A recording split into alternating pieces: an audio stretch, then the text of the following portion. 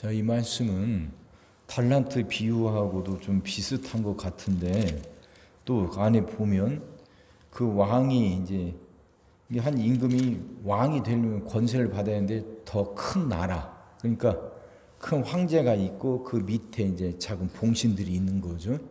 그래서 그 작은 나라의 그 제후, 봉신 같은 말이잖아요. 이들이 황제에게 가서 그 권세를 받아오는 거예요. 이게 자기가 그곳을 그 작은 지역이지만 그 나라를 다스릴 수 있는 권세를 인정받는 거죠. 그렇게 황제에게 떠날 때 그 나라의 사람들이 그 황제에게 따로 사람을 보내서 그걸 못하게 막으려고 했단 말이죠. 근데 이 사람이 그래도 황제로부터 그 권위를 인정받고 돌아와서 제자 그 종들 심판한 다음에 마지막 절 자기를 그게 반대했던 사람들을 다 죽이라 그런단 말이에요. 그리고 내가 왕됨을 원하지 아니하던 저 원수들을 이리로 끌어다가 내 앞에서 죽이라 하였느니라 이런단 말이에요. 이런 구절이 들어가니까 이건 달란트에 비유하고 비슷한 것 같은데 또 그렇지도 않은 것 같고 그러잖아요. 주석들을 보면 그렇게 공통적으로 말합니다. 그래, 오늘 읽을 말씀은 그 예전에 우리가 봤던 달란트 비유하고 틀립니다. 그 내용이 아니고요. 여기 나오는 내용은 세상의 왕들에 관한 거예요. 세상의 왕들. 그러니까 이 말은 예수님이 이 땅에 왕으로 오시는데 그 예수님과 세상의 왕들을 비교하는 내용이에요. 그래서 내일 우리가 보게 될 내용은 바로 이어서 예수님이 예루살렘 성에 입성하시는 내용이 나와요. 그러니까 이제 누가복음을 썼던 누가는 그렇게 편집의 묘라고 그러죠. 그걸 사용합니다. 그러니까 그냥 아무 생각 없이 사건들을 그냥 쭉 나열하는 게 아니에요. 다 의도를 갖고 사건들을 쭉 순서를 배치를 한 겁니다. 그래서 예루살렘에 입성하시는 예수님의 모습, 예수님의 그 사건이 오늘 본문과 뒤에 바로 나오면서 오늘 본문과 그 예수님의 입성 사건을 서로 비교하는 거죠.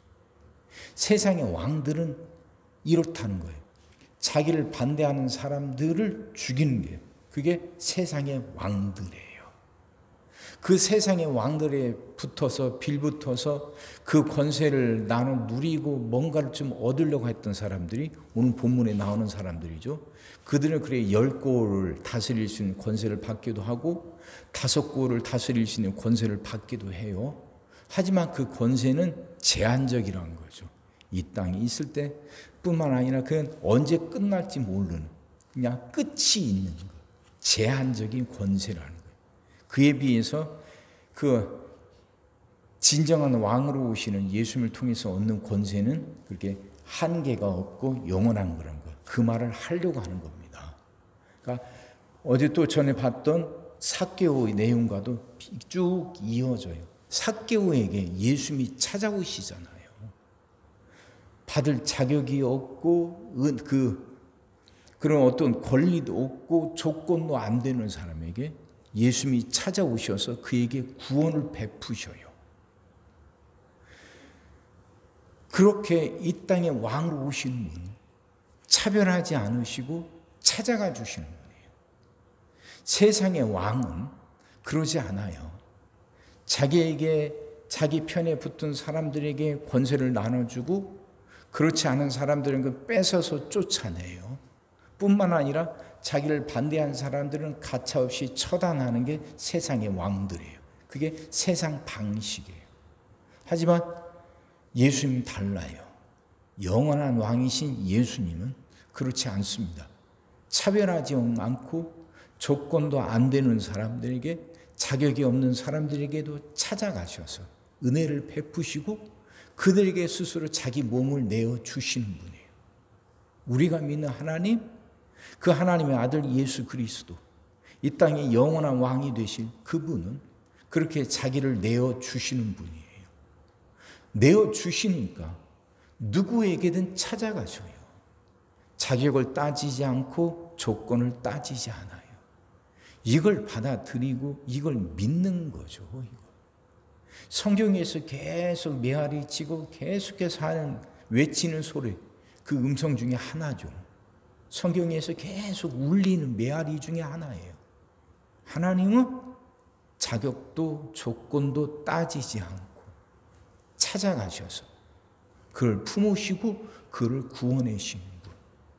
그분을 우리의 영원한 왕으로 모시는 거죠. 내 삶의 주인으로 모시는 거죠. 그러니까 그분의 통치 안에 내가 들어가는 거예요. 다시 말하면 그분의 통치를 인정하는 거예요. 내 삶이 내가 다스리고 내가 통제하고 내가 끌어가는 게 아니라 그분이 그 예수님이 내 삶의 왕이 되셔서 내 삶을 통치하시는 거예요.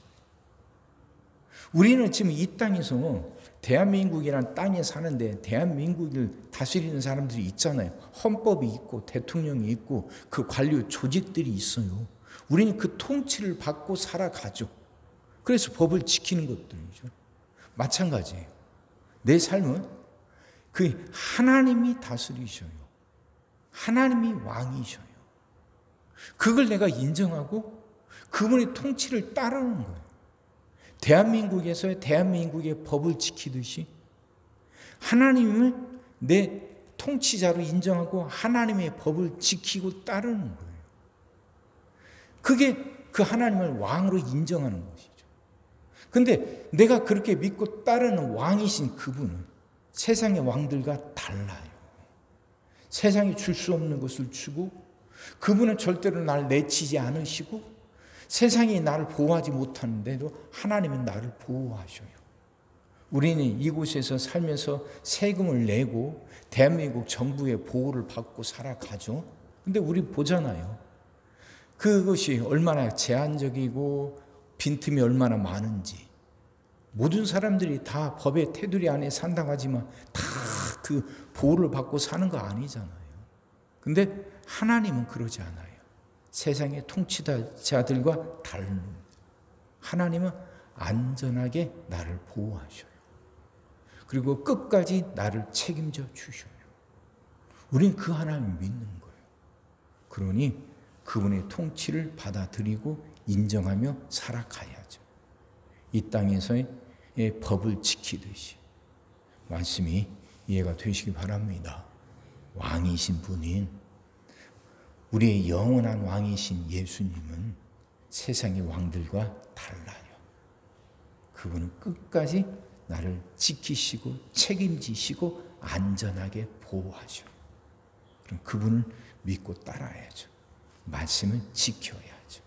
그렇게 예수님 하나님의 통치 안에서 안전하게 보호받고 복되게 살아가는 여러분과 제가 되기를 주의 이름으로 축원합니다. 기도하겠습니다. 사랑의 주님, 말씀이 이해가 되게 하시고 깨달아지게 하시고 은혜가 되게 하여 주옵소서. 하나님, 우리는 누군가의 또 어떤 것에 그게 통치 안에서 그 통치를 받고 살아갑니다. 대한민국 국민으로서는 대한민국 법, 대한민국 통치자의 통치를 받고 살아갑니다. 그것들이 우리를 지켜주긴다고 믿고 그 통치를 따르는 겁니다. 근데 세상의 권력은 우리를 안전하게 끝까지 지키고 보호해 주지 못합니다. 하나님만이, 예수님만이 우리의 진정한 왕이시고 진정한 통치자임을 이제는 깨닫고 이 땅의 법을 지키듯 하나님의 법, 그 말씀을 지키며 살아가는 우리들 되게 하여 주옵소서. 내 인생의 통치자는 내가 아니라 하나님이라는 걸. 그래서 그 하나님이 끝까지 나를 보호하신다는 걸 알고 온 힘을 다해 하나님의 말씀을 지켜가게 하여 주옵소서. 깨닫게 하시고 결단하게 하여 주옵시며 결단한 대로 살아갈 수 있도록 우리에게 믿음과 능력을 더하여 주시옵소서. 오늘도 우리 모든 성도들 위해 기도합니다. 한 사람 한 가정 빠짐없이 일일이 찾아가셔서 오늘도 함께 하시고 은혜 내려 주옵소서. 가정들이 다 평안하게 하시고 식구들이 다 건강하게 하시며 생업이 다 형통하게 하시고 문제들이 다 해결받게 하여 주옵소서.